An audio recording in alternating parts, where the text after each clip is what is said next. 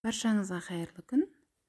Бүгін баклажан қосылған икра жасамақшымын. Өзім жыл сайын жасап жүрмін. Ешқандай атылмайды, бұзылмайды. Өзінің дәмін керемет сақтап тұрады. Сіздер де менімен бірге міндетті түрде жасап көріңіздер. Және де каналыма тіркеліп, пікір қалдырып, қоңырауша белгісін басуды ұмытпаңыздар. Менің әрбір жаңа шыққан видеом сіздерге ең бірінші болып көрінетін болады.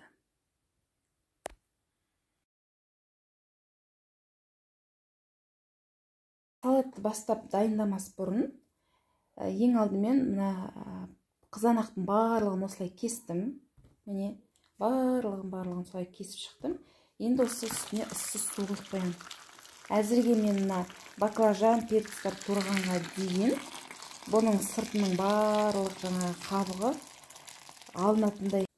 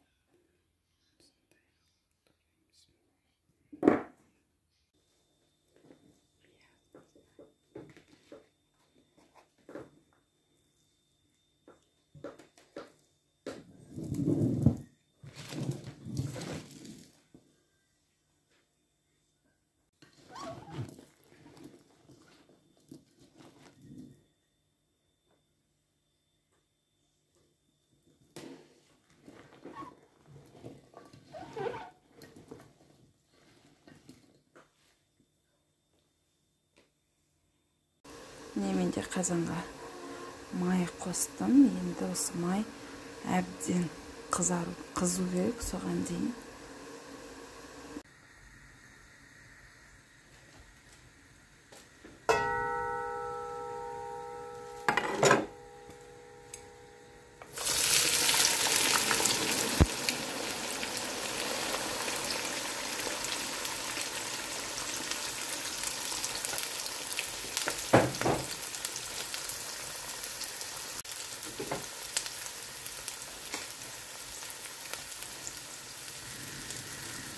Бізде май осылай қатты қайнағанда өзгереді. Қатты қызып тұрған май өзгереді. Қақтаған жатпаймыз. Қақтаған күйіп осылай 15 минут қуырламыз. Міне 15 минут өтті, дәл осылай. Пиязымызды қуырдық. Қатты қатты оттатып және қақпағын жапқан жоқпыз. Енді осының үстіне қызанаққа көк саламыз.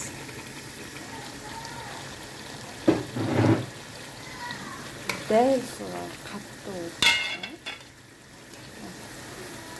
барлығын осылай араластырып, тағы осылай қайнатамыз.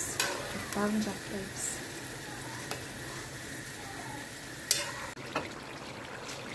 Сіздерде шамамен бір 15-20 минуттан өтті. Осылай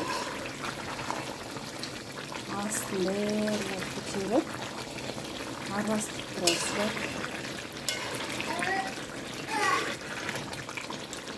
Енді осыған келіп тұрамыз.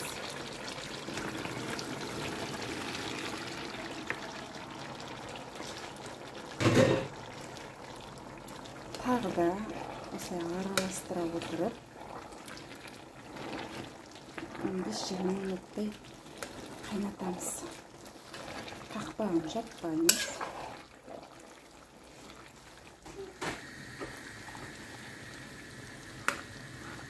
Асты сол қатты отта тұра береді. Астын баяу қатпаймыз. Біздер міне баклажаннан міне осындай су бөлініп шықты. Бұл бізге керек емес. Енді мына баклажанымызды қайнап жатқан отқа саламыз. Бізде міне бұрыш 20 минуттай қайнады. Отымызды өшірмейміз.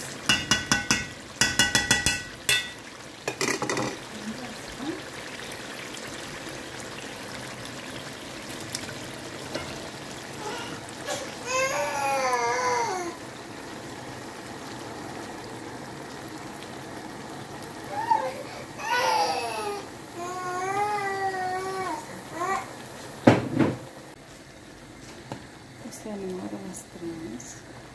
Бізде қазір баклажандар кішірейеді, көлемі жояды. Сол кезде бәрі басылып қалатын болады.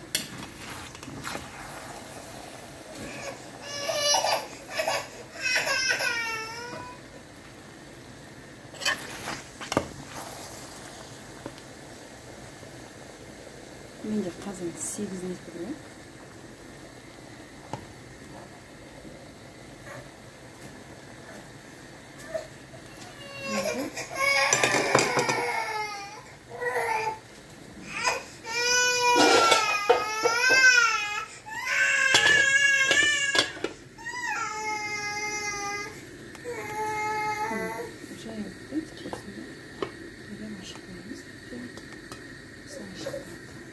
Bizimle 15 minut vakti қақпағын жаппай дәл осылай 15 минут қайнаттық.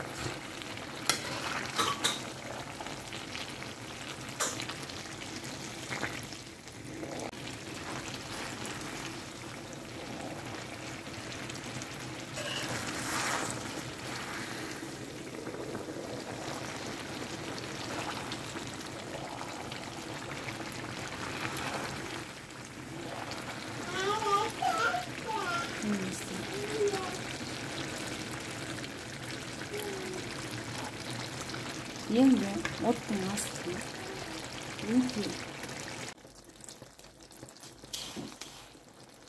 енді біздер тұз қосамыз. 2 қасық тұз қосамыз. Сосын барлығын араластырып 50-55 минут жай отта қайнатамыз. Менде мына 8 литр қазан барлық сыйды. Өте жай отта 50-55 минут қайнатамыз. Сосын тағы да дәміне қарай тұзын қосатын боламыз. Бұл әзірше тұз аз бізде. Сонда тағы да қаншалықты қосу керек, соншалықты қосатын боламыз.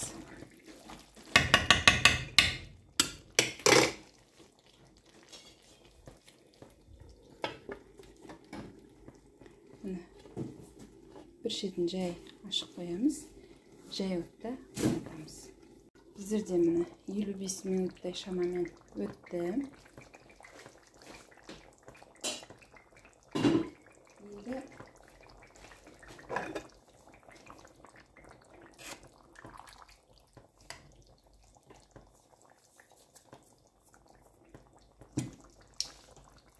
кішкене тұз салам.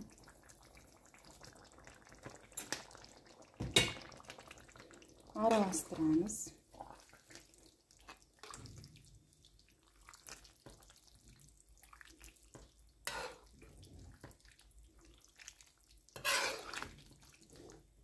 Менде міне 8 литрлік қазанға барлығы міне сыйып тұр. Енді тағы бір дәмін қараймыз.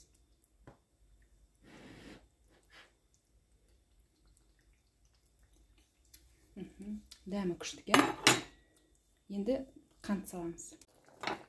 Енді 4 ас қасық песок саламыз.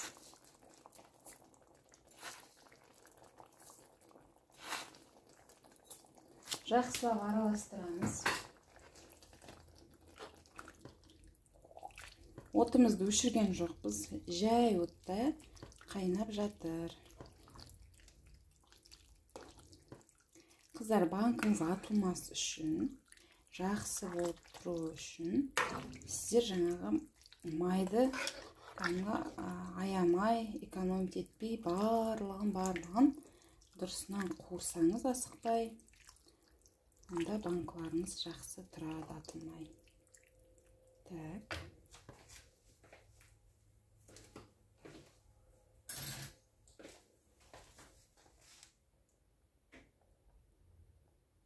Дәмін қараймыз.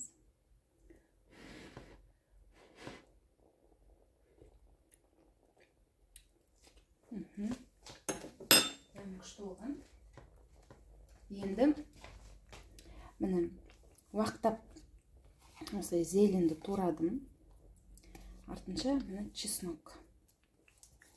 Чеснокты турауға да болады, болмаса жаңағы чеснок езетімен отып өткізіп алсаңыз да болады. Барлығын енді тағы да бір араластырамыз.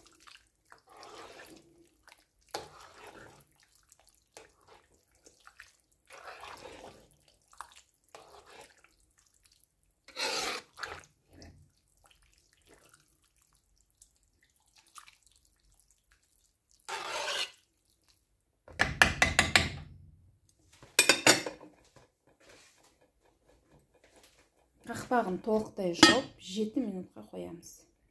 Алдын ала міне стерилизация жасалған банкілерге біздің икрамызды саламыз. Менде кішкентай банкі жоқ болды, сондықтан осындай 3 литрлік банкеге салып жатырмын. Сіздерде егерде ең құрғанда бір литрлік банкі болса да, 500-лік болсын, 700-лік болсын, литрлік болсын, сондай кішкентай банкеге салғандарыңыз жақсы. Қыста ашып жегенде де ыңғайлы. Мен енді ол банкі пока келем дегенше өйтіп бүлдіріп алармын деп осындай банкіге салып жатырмын. Крышкаларын қайнатып алдым. Қазір кәдімгі банкі жатқан сияқты жауып жылы жерге қоятын боламыз. Барлығын осылай салып аламын. Міне менде осындай литр 800-лік және 3 литрлік 2 банкіге барлығын салдым. Енді тағы да қайталап айтамын, егер сізде 500-лік, 700-лік литрлік банкілеріңіз болса, сондай банкіге жапқандарыңыз жақсы. Енді осы банкілерді қалың плитке суығанға дейін 1 күн қойып қоямыз. Астарыңыз дәмді болсын, сіздер де менімен бірге жасап көріңіздер.